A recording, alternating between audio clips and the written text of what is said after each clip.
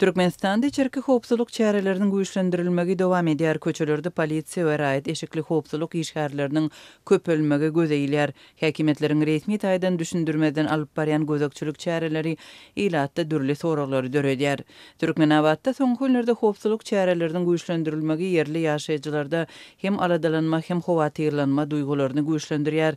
Azatlyň habarçysy Liwap vilayatynyň administrativ merkezindäki bu ýagdaý barada 10 aprelde beren maglumatynda köçelerde gözekçilik çäreleriniň güýçlendirilmeginiň ýekşenbe güni şäherde geçirilen velosipedli ýörüşden soň hatam gözeýilýänligini belledi. 7 aprelde köpçülüklerin velosiped ýörüşinden soň bolup geçýän ýagdaý şäher ýylatyny aldyraňlyga salýar. Köpçülüklerin çärede bir tarap Türkmenistan köçesi beklenipdi we gök bazar yapylypdy. Bugünler bazarın işi dikeldilen bolsa-da onun daşyndaky we şäherin köçelerindäki howpsuzlyk gözegçiligi saklandy we has güýçlendirildi.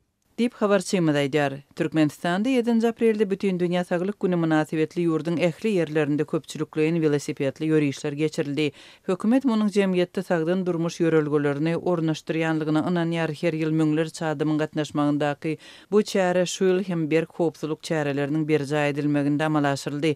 Hem awzalky ýyllardan tapawutlykda köçelerdäki gözegçilik velosipedli ýörüşden soň hem gowşamady, tersine puhtalandyryldy. Şu günler Türkmenawatyň köçelerinde köp sanly polisiýa işgärleri şeýlede dürli ýerlerde güýç edaralarynyň grajdan eşikli işgärleri duş gelýär. Polisiýanyň sany köpelli. Diňe gök bazaryň özüni adyndan 2 we käbir ýerlerde ýörüýçi howpsuzlyk işgärlerini görüp bolýar.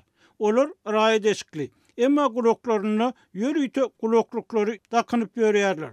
Bu şäherdäki durmuşa bulaşyklyk we dartgynlyk goşýar. Dürli musmuşlaryň ýaýramagyny, umumy aladanyň ýokarlanmagyna getirýär.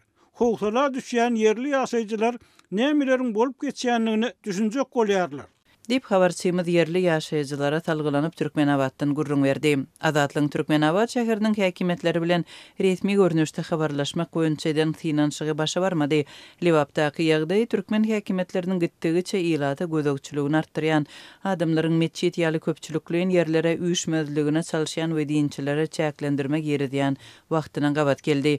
Türkmenistanda howpsuzlyk çäreleriniň güýçlendirilmegi Moskwada 22 martda 10 çadymyň ölümine sebäp bolan yaragly hüjümden soň başlandy.